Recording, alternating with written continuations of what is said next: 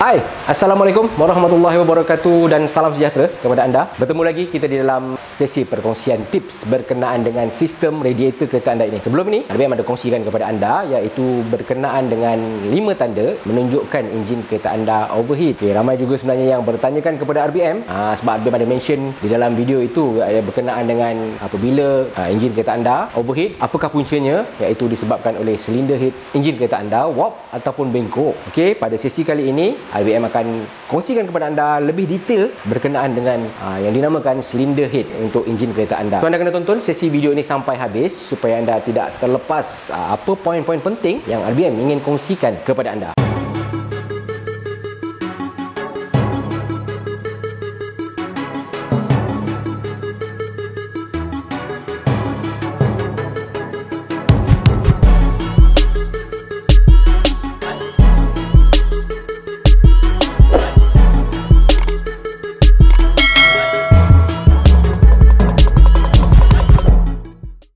Okey, dekat sini RBM ada contoh enjin dan juga silinder head. RBM dah buka. Mungkin RBM akan tunjukkan kepada anda. So ini adalah contoh complete enjin. So sebenarnya kat sinilah kedudukan yang dinamakan silinder head dan ini adalah engine block kereta anda. Ini ada bahagian bawah, dia ada di bahagian atas. So macam model ni enjin Honda, kebiasaannya silinder block dia aluminium dan juga silinder head dia aluminium. Mungkin ada setengah-setengah model kereta anda dia ada silinder head dia aluminium dan juga ataupun block dia cast iron. Okey, so sebenarnya inilah komponen yang selalu apabila kereta anda overheat ataupun mengalami situasi enjin overheat ni dipanggilkan head bengkok tu, inilah komponen yang selalu akan damage dahulu. Okey, ini yang akan biasanya dia akan bengkok ataupun warp. Dan juga di sinilah ada kedudukan di tengah-tengah di antara blok dan juga silinder head ni dia ada dipanggilkan silinder head gasket. Okey, sebenarnya ada juga di kalangan anda yang pemilik kereta yang bertanya boleh tak skim silinder head ni. Okey, so seperti yang sebelum-sebelumnya RBM dah sampaikan kepada anda, sebenarnya tak semua model kereta anda boleh skim silinder head ni dan dia juga bergantung kepada keadaan silinder head enjin kereta anda. Jika dia telah bengkok teruk ataupun warp teruk, so memang anda tak ada pilihan, kita tak boleh nak skim dia. Sebenarnya apa yang disarankan oleh pengeluar enjin ataupun car manufacturer adalah hanya 0.2 mm saja toleran, iaitu apabila mungkin silinder head anda warp pada kadar 0.2 mm, setakat tu mungkin anda masih boleh nak skim silinder head kereta anda. So, tapi ada juga model-model yang memang dia tak bagi skim silinder head ni, so anda perlu tukar satu set silinder head yang baru apabila anda menghadapi masalah ataupun situasi seperti engine overheat ni. Okey, tapi dekat sini mungkin ini adalah mungkin contoh silinder head ataupun enjin Mitsubishi yang kebiasaannya dia bagi skim, dia boleh skim, iaitu kebiasaannya maksimum yang dia bagi hanyalah 0.2 mm. So 0.2 mm ni nipis, lebih kurang lebih tebal sedikit daripada kertas. So anda dapat bayangkan saatnya bila silinder head kereta anda dah teruk, warp ataupun bengkok, itu yang kadang-kadang ada setengah workshop dia skim silinder head kereta anda mungkin dah over limit ataupun limit tu dah exceed kepada spek yang telah disarankan oleh pengeluar kereta anda ataupun pengeluar enjin kereta anda. So dekat sini mungkin RBM akan kongsikan kepada anda sedikit mungkin macam mana kita nak check ataupun kita nak pastikan silinder head ni pernah skim ataupun belum. So dekat sini anda lihat inilah surface silinder head enjin kereta anda di bahagian bawah. Okey, sebenarnya kawasan yang selalu yang dipanggil warp tu ataupun bengkok tu adalah ini. Surface inilah, sebab dia ada satu lagi nanti ada dipanggil gasket silinder head. Okey, dekat sini lah, kawasan sini lah sebenarnya yang kita kena measure, iaitu masih dalam keadaan baik ataupun tidak. So okey, mungkin dekat sini kalau anda ada blok yang tebal aluminium tu untuk flatness surface tu lagi bagus. Ini anda adalah sebagai orang kata RBM nak tunjukkan kepada anda so cara ataupun teknik macam mana kita nak check silinder head ni masih dalam keadaan baik ataupun tidak. So apabila anda dah letak cross macam ni, so okey, anda cross macam ni, so kebiasaannya anda perlukan feeler gauge.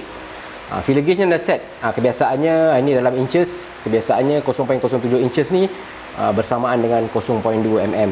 So okey, kita akan boleh check mungkin daripada numbers yang rendah dahulu.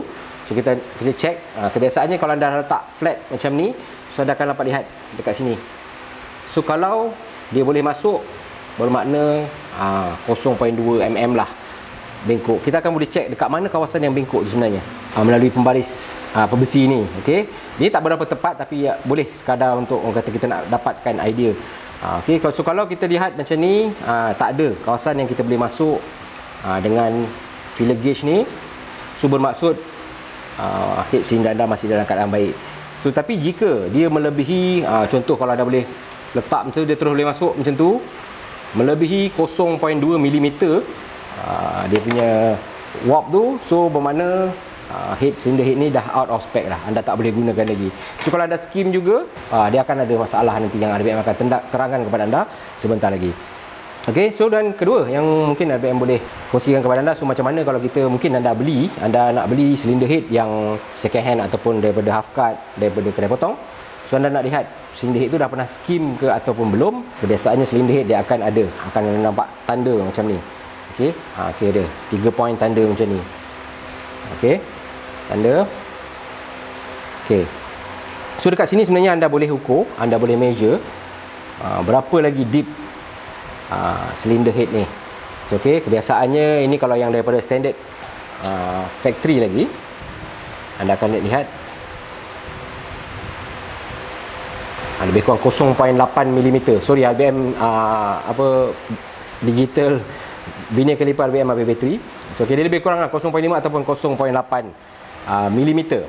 So kedalaman lubang ni. So apabila kalau anda dapat kurang daripada tu, so bermaksud silinder head anda dah pernah skim dah. Okey, apabila lubang ni mungkin dia ada rasa anda akan ada rasa deep dekat sini, kesan ni. So apabila anda rasa kesan lubang ni dia dah straight dah dengan yang surface atas ni, makna silinder head kereta anda dah pernah di skim sebelum ini. So itu cara paling mudah mungkin anda nak lihat, melainkan anda ada high gauge, so anda boleh ukur juga tinggi silinder head ni. So itu adalah pada tips yang paling simple yang RBM boleh kongsikan kepada anda. Selain daripada kita nak ukur tinggi head ni, okey, itu anda memerlukan high gauge.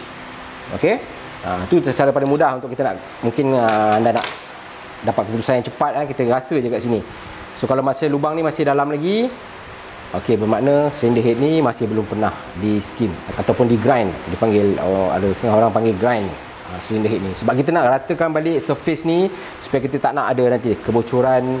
Apabila kita letakkan gasket, kita tak nak ada kebocoran. Sebab kalau kita lihat dekat sini, ini dah combustion chamber di dalam silinder enjin kereta anda. So bawah ni dia ada piston, so inilah combustion chamber. So apabila gasket ni ataupun silinder head ni dia warp ataupun gasket tu terbakar, so dia akan compression akan melalui ataupun tekanan ni akan keluar daripada ruang-ruang yang mana tadi ada gap tu daripada gasket. Sebab itu nanti dia akan pergi kepada ni ada oil punya lubang, dan juga dia akan pergi kepada water jacket.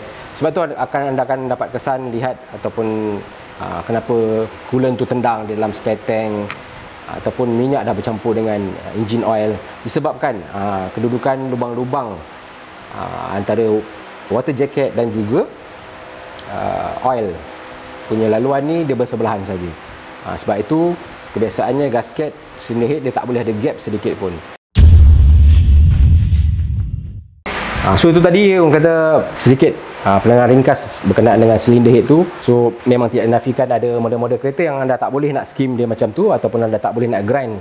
So apa kesannya sebenarnya kalau anda over skim ataupun silinder head tu dah out of spec, yang biasanya yang diberikan oleh car manufacturer adalah 0.2 mm. Tapi apa terjadi apabila mungkin dia punya tahap warp tu, bengkok tu dah melebihi, pergi kepada 0.5, ada setengah mungkin dah pergi ke 0.8. So apabila kita grind ataupun kita skim silinder head tu, ketebalan head dia akan menjadi nipis. So apabila ketebalan head nipis, sebenarnya apa yang terjadi adalah combustion chamber untuk silinder kereta anda ataupun combustion chamber untuk enjin kereta anda dia akan menjadi tinggi. Kebiasaannya car manufacturer dia dah set mungkin compression ratio adalah mungkin 12.0, nisbah 1.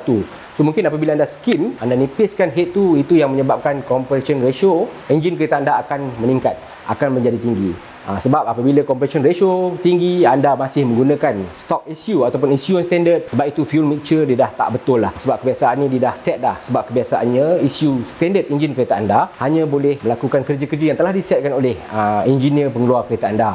Okey, sebab itu apabila cylinder head kereta anda nipis, combustion chamber anda increase pressure dan juga compression ratio enjin kereta anda meningkat, so tu yang selalu akan jadi detonation dan juga combustion chamber enjin kereta anda menjadi panas. disebabkan oleh fuel tak cukup tapi compression ratio anda tinggi. Okey, itu juga boleh menyumbang kepada kebiasaannya anda dah skim head, dah buat top overhaul tapi temperature masih tinggi. Sebab itu sama ada cylinder head kereta anda masih di dalam spek lagi ataupun sebaliknya. So tu anda kena pastikan atau kena confirmkan dengan mekanik anda ataupun workshop-workshop yang anda melakukan repair itu. So sepatutnya mereka lebih tahu berkenaan dengan spek ni. Sebab apabila kita terlebih skim ni tadi, itu yang Abang sampaikan kepada anda. So compression ratio enjin kereta anda automatik akan meningkat. Dan apabila meningkat, fueling tak cukup ataupun petrol tak cukup bakar di dalam sistem kereta anda, sedangkan isu dah set berapa millisecond saja dia perlu tembak fuel ke dalam combustion chamber.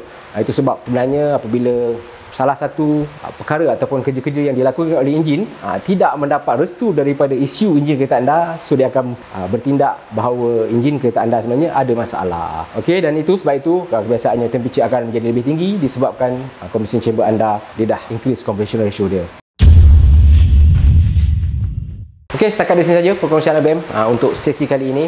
So, jika anda rasa video daripada RBM ini memberi manfaat kepada anda ataupun anda rasa boleh membantu lebih ramai lagi pemilik-pemilik kereta yang berada di luar sana supaya mereka lebih jelas, lebih faham lagi tentang sistem radiator kereta ini, so anda jangan lupa sharekan video ini kepada mereka. Dan anda juga boleh like video ini dan juga subscribe YouTube channel kami ini serta tekankan notification supaya anda tidak terlepas segala video-video yang RBM bawakan di masa-masa akan datang. Sampai kita berjumpa lagi. Assalamualaikum warahmatullahi wabarakatuh. Masalah radiator, tanya RBM.